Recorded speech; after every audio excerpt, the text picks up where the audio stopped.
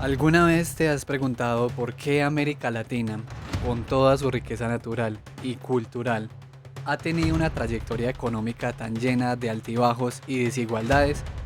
Si la historia te apasiona tanto como a mí, prepárate, porque hoy entenderemos el desarrollo económico de la región desde su independencia. Veremos cómo el pasado nos ayuda a descifrar no solo de dónde venimos, sino también hacia dónde vamos en este futuro incierto, pero lleno de promesas. ¿Listos para desentrañar los secretos económicos de América Latina?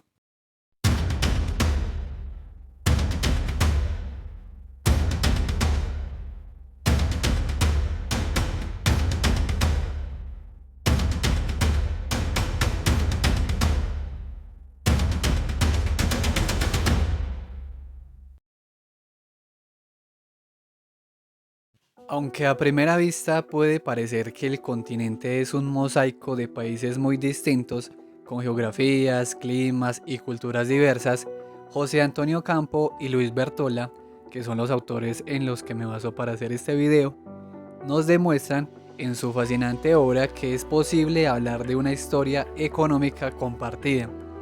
Hay características comunes que nos permiten entender por qué la región se ha desarrollado de cierta manera y también por qué ha enfrentado vaivenes y desigualdades persistentes. La idea central es clara. Comprender el pasado es clave para entender nuestro presente y sobre todo para vislumbrar un futuro más prometedor.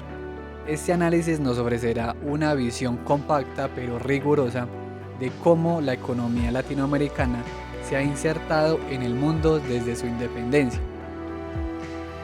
Uno de los puntos más intrigantes de esta historia es la brecha entre América Latina y las economías desarrolladas, lo que solemos llamar Occidente o el primer mundo.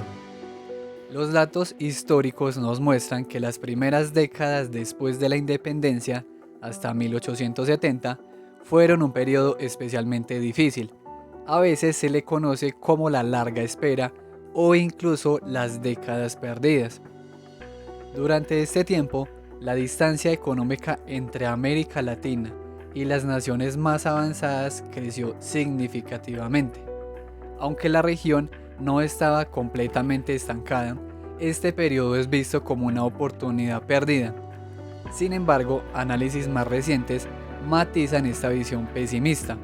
Algunos estudios sugieren que el atraso acumulado no fue tan pronunciado como se pensaba y que hubo un crecimiento moderado, aunque sí es cierto que existieron grandes contrastes internos entre los distintos países. Aún así, la tendencia a largo plazo es innegable. En 1870, el PIB per cápita de América Latina representaba el 37% del excedente, pero para 2008 esa cifra había caído al 26%. ¿Por qué esta divergencia? Es una de las grandes preguntas que buscaremos responder. Además de la brecha económica, hay dos rasgos que han marcado a fuego la historia económica de América Latina: la volatilidad y la desigualdad. La volatilidad no es un accidente, sino una característica estructural de la economía latinoamericana. Hablamos de crisis cambiarias, de deuda externa y bancarias, que se repiten una y otra vez. Existe una fuerte correlación entre esta inestabilidad y la concentración de las exportaciones en pocos productos básicos. Históricamente, nuestras economías han dependido de unos cuantos bienes primarios, lo que nos hace vulnerables a los vaivenes del mercado internacional. Si bien en las últimas décadas del siglo XX hubo cierta diversificación, la dependencia de recursos naturales y manufacturas basadas en ellos persiste. Y no es solo económica. La volatilidad institucional también ha sido una constante desde la independencia. Por supuesto, no todo es malo. Las décadas centrales del siglo XX, por ejemplo, fueron un periodo de industrialización dirigida por el Estado. Fueron las de mayor acercamiento de América Latina a los niveles educativos de los países desarrollados. Este avance continuó incluso a finales del siglo XX.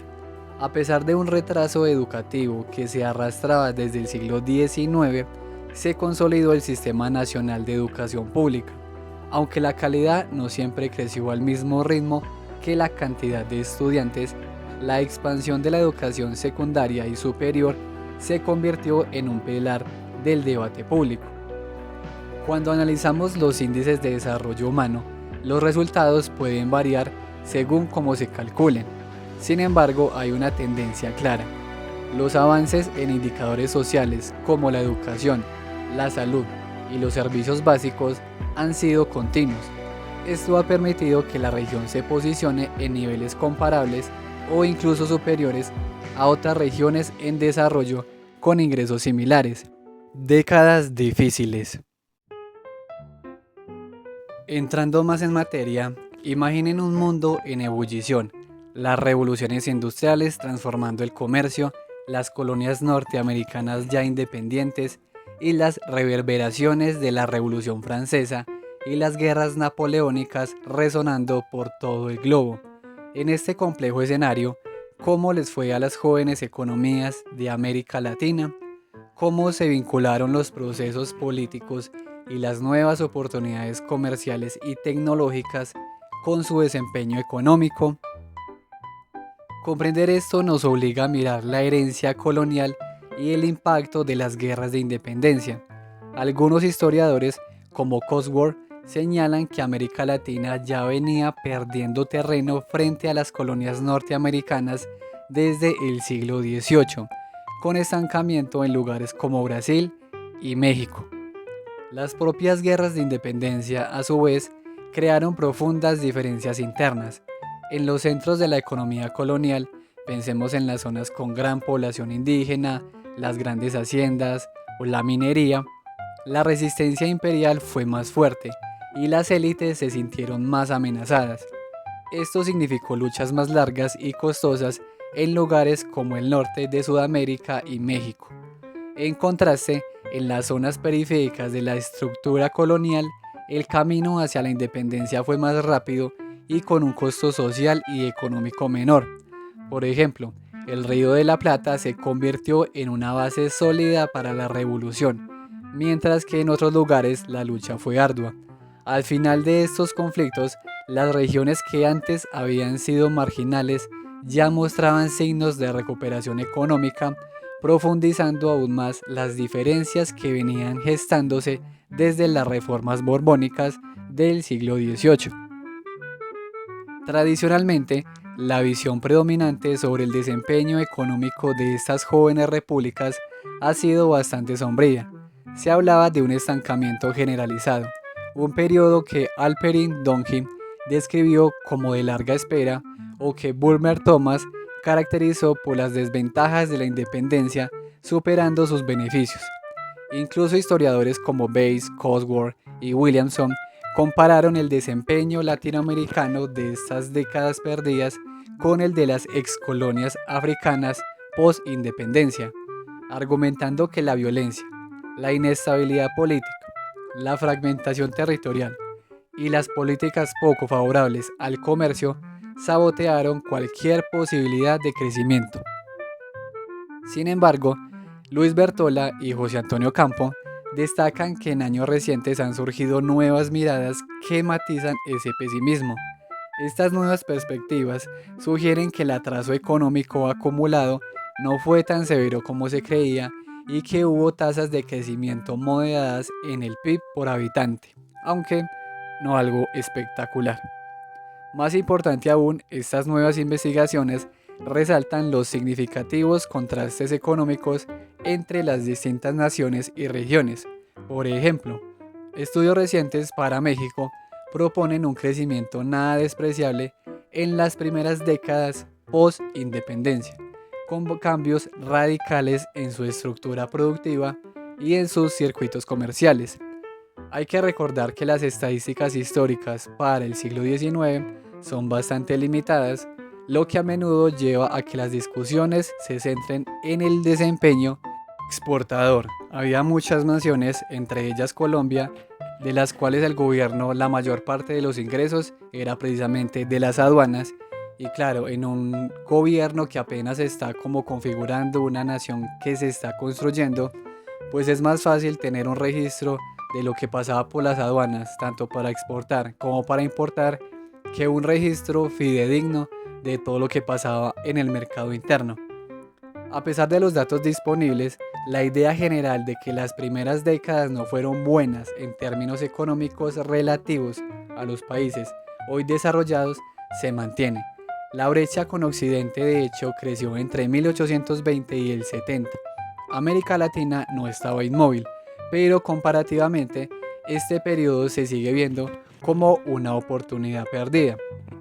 Hay que tener en cuenta, claro, que estos autores no ven, digamos, la mentalidad de mucha parte de la población como campesinos o indígenas que precisamente no tenían una mentalidad capitalista y por tanto, digamos, por lo menos esa parte de la población no tenía mucho interés en, digamos, sobreproducir o generar un excedente, ya que la felicidad de ellos no estaba en cosas materiales, sino que ellos entendían la vida de una forma diferente a esa idea ilustrada o al capitalismo europeo. Pero ¿qué hay entonces detrás de las transformaciones institucionales? En este periodo vemos una escasa formación de capital humano, una baja propensión a la innovación y lamentablemente la reproducción de viejas relaciones jerárquicas. Se discute la influencia de enfoques neoinstitucionalistas que ponen el foco en las instituciones nacionales frente a las relaciones de dependencia internacional. Se plantea la idea de un nuevo pacto colonial o neocolonial, esta vez con Inglaterra y luego con Estados Unidos, donde el dominio no era formal sino informal, basado en fuerzas económicas, tecnológicas, financieras y comerciales que ejercían una fuerte influencia política. La fragmentación de las nuevas repúblicas, conocida como balcanización, es vista por algunos como una forma de garantizar la hegemonía comercial británica y la extracción de recursos. La formación de los estados nacionales fue en muchos casos un proceso sinuoso y complejo, con importantes fragmentaciones territoriales y políticas que dificultaron la consolidación. Hay que tener en cuenta también ese aspecto del tamaño. Por ejemplo, cuando Estados Unidos se independiza, hay que recordar que eran las 13 colonias, o sea, no era el Estados Unidos que conocemos hoy. Entonces lo que hacen ellos es consolidarse, pero solo esas 13 colonias. Con el tiempo es que se empiezan como a expandir hacia el oeste. Igual, por ejemplo, podemos hablar de la unificación europea. Son países muy pequeños. En cambio, digamos, generar toda esa unificación o por lo menos sí, generar un buen proceso en América Latina, pues dependiendo del país puede ser un poco más difícil porque tenemos, no sé, Colombia, tenemos a Venezuela, países que son muy grandes si lo comparamos con el territorio europeo. Un aspecto institucional clave fue entonces el lento avance de las reformas liberales, incluyendo la abolición de la esclavitud. Igual la abolición de la esclavitud fue todo un tema pues en muchos países. De hecho, Estados Unidos la abolió un poco más tarde que Colombia, por ejemplo. Colombia abolió la esclavitud en el 51 y Estados Unidos incluso entró en una guerra civil en el 61 que duró hasta el 65, donde finalmente se abolió entonces la esclavitud. Y de hecho, como ya vimos en el video de Estados Unidos, eso le generó muchos problemas, por lo menos en el sector agrícola del sur. A diferencia entonces de algunas colonias caribeñas, este fue un proceso gradual y prolongado en América Latina, aunque la prohibición del tráfico de esclavos y la libertad de vientres se decretaron temprano. La abolición final a menudo se pospuso para evitar los altos costos fiscales de las indemnizaciones. El proceso fue más rápido, donde la esclavitud tenía menor peso económico o donde hubo luchas militares. En casos como Cuba y Brasil, la abolición fue muy tardía, ocurriendo cuando la esclavitud ya había perdido gran parte de su fuerza económica, aunque implicó una importante movilización política. La geografía, la tecnología y el comercio también fueron factores determinantes. La economía colonial se había centrado en la extracción de metales, que tenían una alta relación valor-peso, y en zonas costeras o fronterizas como Buenos Aires, Cuba o Brasil. La lenta difusión de la segunda revolución industrial, especialmente la de los ferrocarriles, estuvo ligada a los entornos institucionales de la época. Sin embargo, el avance de estas tecnologías, sumado al dinamismo de la demanda europea y la llegada de capitales extranjeros, se convertirían en importantes incentivos hacia finales del siglo XIX, sentando las bases para el siguiente gran periodo económico. Ahora entonces entramos al auge exportador. Entramos ahora en un periodo fundamental para América Latina, desde 1870 hasta 1929. Si las décadas posteriores a la independencia habían sido de larga espera y creciente distancia económica con el resto del mundo, este lapso marca un giro. La región se insertó de manera dinámica en la economía internacional, impulsada por lo que conocemos como la primera globalización. ¿Qué la hizo posible? Por un lado, factores externos y poderosísimos. Piensen en la revolución de los transportes, con barcos de vapor y ferrocarriles que redujeron drásticamente los costos y tiempos de viaje.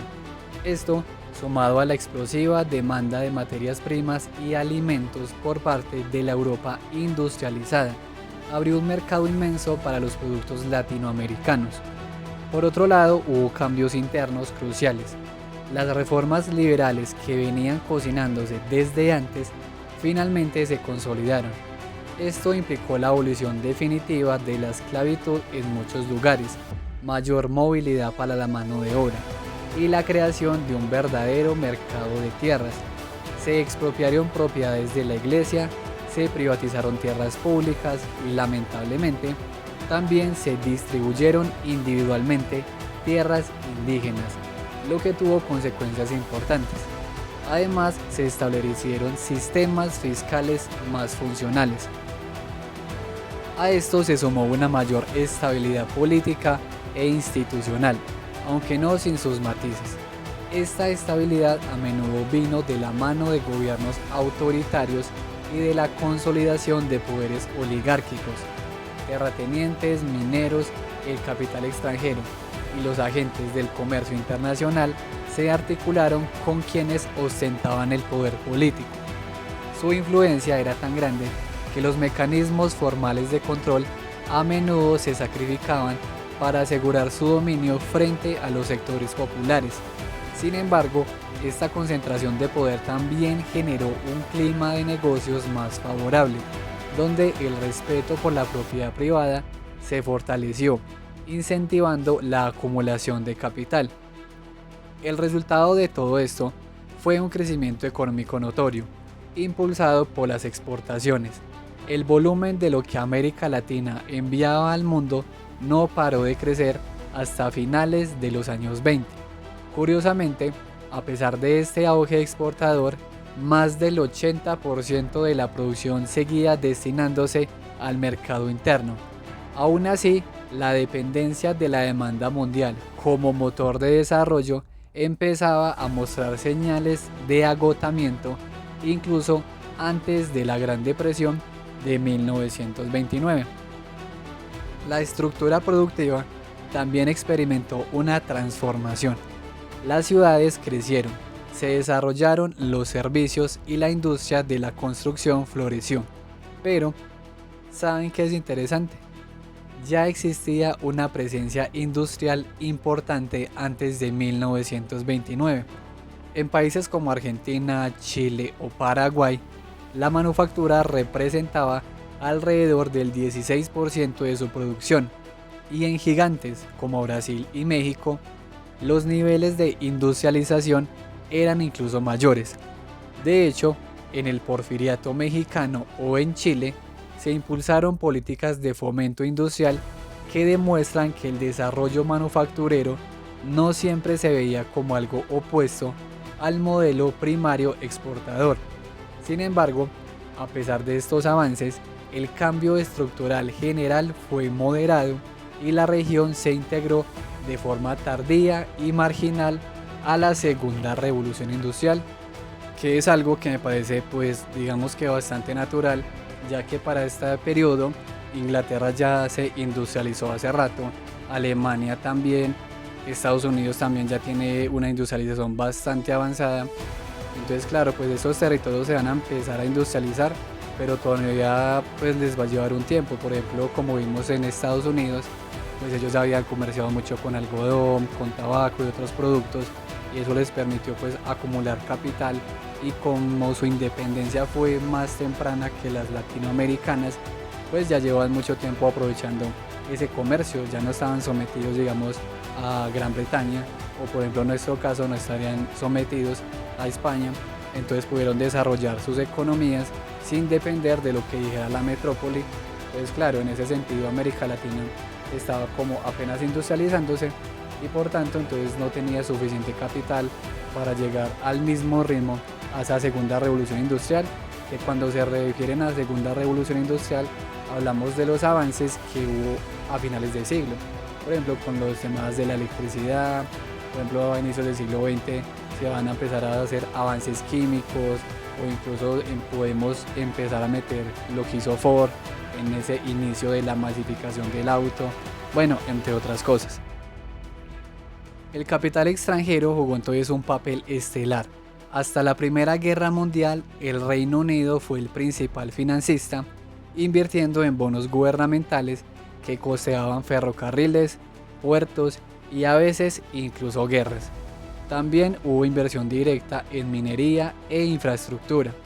La inversión extranjera per cápita varió enormemente, siendo mucho mayor en países con economías más abiertas o atractivas para ese capital a gran escala, especialmente en sectores que requerían grandes inversiones y economías de escala, como la minería, el petróleo y las plantaciones de azúcar y banano, donde el capital foráneo era dominante. Pero este crecimiento no llegó sin un costo social. Este periodo se caracterizó por una fuerte concentración de la riqueza. La primera globalización consolidó el poder político del Estado, pero también la riqueza en pocas manos, reforzando la defensa de los derechos de propiedad de las élites. Las relaciones laborales, aunque transformadas a menudo, replicaron formas de organización del trabajo precapitalistas subordinadas a los intereses de las clases dominantes. La concentración de la tierra era excesiva, y al final de este periodo las desigualdades crecieron drásticamente, reproduciendo patrones históricos y creando unos nuevos, especialmente donde las comunidades indígenas fueron despojadas de sus tierras. Los salarios mostraron diferencias persistentes entre regiones, desmintiendo la idea de una convergencia salarial general durante la primera globalización. Estas disparidades se reflejaron en indicadores sociales como la esperanza de vida, el analfabetismo y los años de educación. Es crucial recordar la diversidad interna de América Latina. A principios del siglo XX, las diferencias en la capacidad de matriculación educativa nos permiten distinguir tres grupos de países: los tempraneros, como Argentina, Chile, Costa Rica, Uruguay y Panamá; los intermedios, que fueron la mayoría; y los rezagados, como Guatemala, Honduras y Nicaragua, que eran los más pobres. Esta clasificación no es casual, sino que refleja legados históricos. Los tempraneros solían ser países de la periferia colonial, más urbanizados, étnicamente más homogéneos y con sociedades rurales menos desiguales. Los rezagados, por el contrario, eran sociedades rurales más estratificadas, menos urbanizadas y con una gran diversidad étnica. En general, el nivel promedio de desarrollo y capital humano en la región era muy bajo en perspectiva internacional, con la excepción de esos países tempraneros que aún así seguían rezagados frente a naciones como Australia o Canadá. La primera globalización, sin embargo, empezó a mostrar signos de agotamiento desde la Primera Guerra Mundial y colapsó definitivamente con la Gran Depresión de los años 30. Esto marcó el inicio de una nueva era para el desarrollo latinoamericano, caracterizada por la industrialización dirigida por el Estado. La expectativa inicial de una recuperación exportadora en los años 30 se desvaneció y el enfoque en la industrialización creció a medida que el comercio internacional se veía frustrado. Ahora, la gran transformación. Nos adentramos ahora en un periodo definitorio para América Latina, desde 1929 hasta 1980. Si el periodo anterior fue de auge exportador, este comienza con un golpe brutal: la Gran Depresión de los años 30 y la Segunda Guerra Mundial.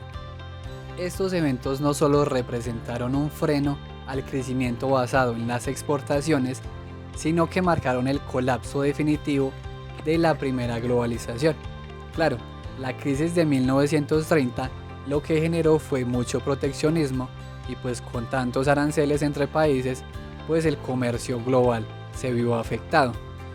Las expectativas de una rápida recuperación del comercio internacional se frustraron y esto llevó a una conclusión inevitable en la región: había que mirar hacia adentro.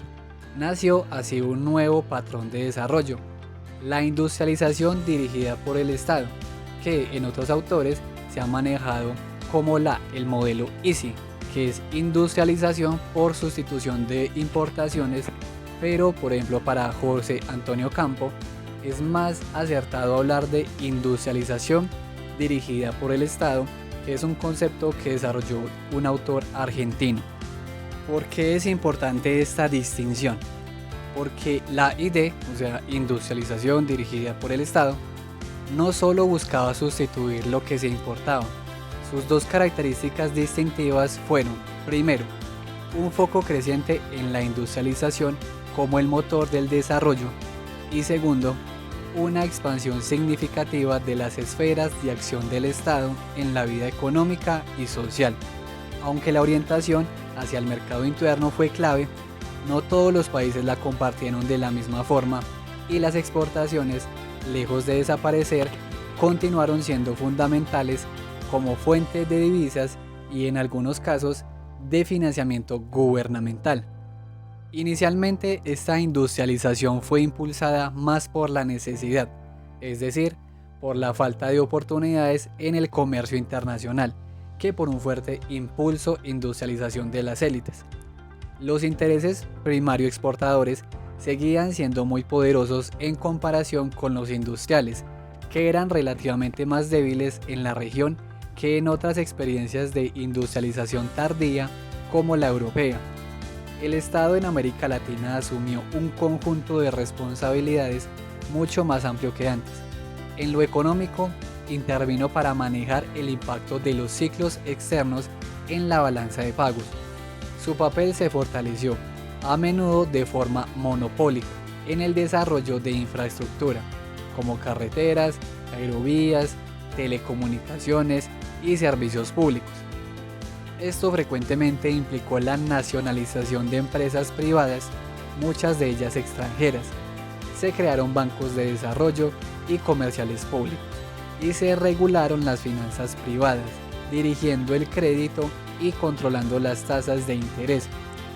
El Estado también fomentó la empresa privada nacional a través de protección y contratos gubernamentales. Además, intervino en los mercados agrícolas y de forma creciente en la apropiación de sectores mineros estratégicos como el petróleo y la gran minería, siguiendo el precedente de México en 1938.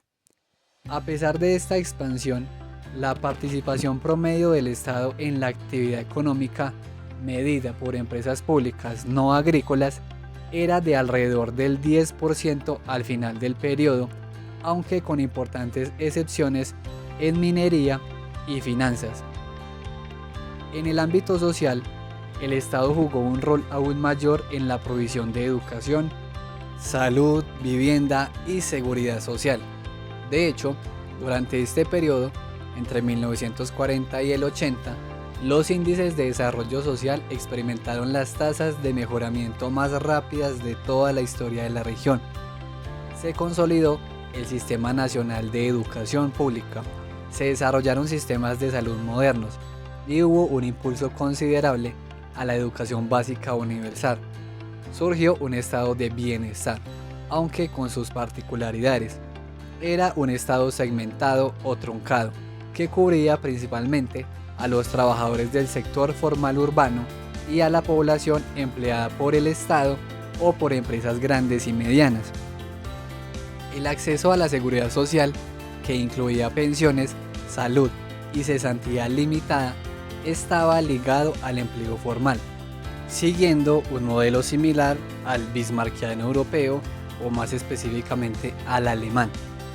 Varios países incluso experimentaron una segunda ola de reformas de seguridad social en los años 40 y 50. La estructura productiva experimentó un cambio drástico con la expansión de la economía urbana y el auge de los servicios y la construcción. La industria manufacturera se convirtió en el motor del crecimiento y su participación en el PIB aumentó sin parar hasta alcanzar su punto máximo alrededor de 1973-74. A partir de ahí, curiosamente, comenzó a reducirse un fenómeno que algunos llaman desindustrialización precoz. El nivel y la estructura de la industrialización dependieron mucho del tamaño de cada economía. La industrialización temprana tuvo diversas fuentes: un crecimiento espontáneo ligado a las exportaciones y al mercado interno, y también un crecimiento amparado en altos aranceles que, aunque originalmente fiscales, tuvieron un efecto proteccionista. El proteccionismo y el fomento industrial no se vieron como antagonistas del desarrollo primario exportador, sino como complementos de la modernización. Se construyó un complejo sistema de protección, a menudo superponiendo capas que dificultaban identificar los sectores favorecidos y tendían a ser los incentivos permanentes. Hubo un esfuerzo por acumular capacidades tecnológicas locales a través del aprendizaje, la adaptación y las innovaciones secundarias. Sin embargo, los sistemas nacionales de innovación que se desarrollaron fueron insuficientes, carecieron de una articulación efectiva y no lograron reducir la brecha tecnológica con los países industrializados. El aislamiento de la competencia internacional y la débil relación entre incentivos y logros externos fomentaron una conducta más rentista que innovadora. Las ideas detrás de la IDE fueron articuladas de forma brillante por la CEPAL, la Comisión Económica para América Latina y el Caribe, bajo el liderazgo de Raúl Previs, a partir de finales de los años 40. Raúl Previs es el autor argentino que les mencionaba hace poco. Es importante señalar que la industrialización ya era una realidad y una política antes de que la teoría de la CEPAL la defendiera, pero esta le dio un soporte teórico sólido y un sentido de identidad regional. La visión de la CEPAL, que se alineaba con la sabiduría económica de la época que identificaba desarrollo con industrialización, enfatizaba la redefinición de la inserción en la economía mundial, no el aislamiento, para así beneficiarse del cambio tecnológico. De hecho, el Banco Mundial y Estados Unidos también apoyaron la industrialización latinoamericana durante este periodo. El periodo de industrialización dirigida por el Estado, sin embargo, mostró una creciente diversidad entre países. Se pueden distinguir diferentes fases y estrategias internas. Una fase inicial pragmática de industrialización inducida por choques externos, seguida de una fase madura con una diversidad cada vez mayor. Desde mediados de los años 60, algunos países, especialmente los medianos y grandes, tendieron hacia un modelo mixto, que incluso incluía el fomento a las exportaciones de manufacturas ligeras. En cuanto a la desigualdad, este periodo tuvo resultados diversos. Algunos países del Cono Sur experimentaron una reducción de la desigualdad asociada al desarrollo de un estado de bienestar. Otros, en cambio, vivieron procesos más concentradores de la riqueza. Las relaciones laborales se transformaron y, aunque persistió la subordinación, la urbanización y las limitadas reformas agrarias debilitaron formas de trabajo serviles. El aumento de la desigualdad original continuó donde las comunidades indígenas fueron despojadas de sus tierras. La dinámica del mercado laboral, marcada por excedentes rurales, migración, escasez de mano de obra calificada y el surgimiento del sindicalismo, favoreció a los trabajadores formales urbanos. Varios países incluso vieron una mejoría distributiva a partir de mediados de los años 60 o principios de los 70, coincidiendo con la absorción de mano de obra rural y el aumento educativo. El crecimiento económico promedio en este periodo fue notable. Sin embargo, hubo lunares importantes, como la incapacidad de reducir la brecha tecnológica y de desarrollar sistemas nacionales de innovación sólidos. Se argumenta que el truncamiento temprano de los procesos de convergencia económica en la región se origina en estos fenómenos estructurales, como el rezago educativo acumulado y la debilidad científico-tecnológica propia. El fin del periodo de la industrialización dirigida por el Estado, que coincidió con la crisis de la deuda en los años 80, no se explica por ineficiencias internas. La crisis financiera tuvo un componente externo muy significativo. Aún así, el modelo enfrentaba desafíos que requerían una reorientación hacia estrategias más equilibradas, algo que de hecho ya estaban adoptando algunos países más pequeños. Ahora, el gran viraje. Esta etapa se inicia con un golpe devastador, la crisis de la deuda externa de la década de 1980. Este no fue un evento aislado, marcó el fin de un ciclo de más de un siglo en el que América Latina, a pesar de sus desafíos, había logrado un avance relativo en la economía global. Y más importante aún, significó un quiebre total con las políticas económicas que habían dominado desde los años 30.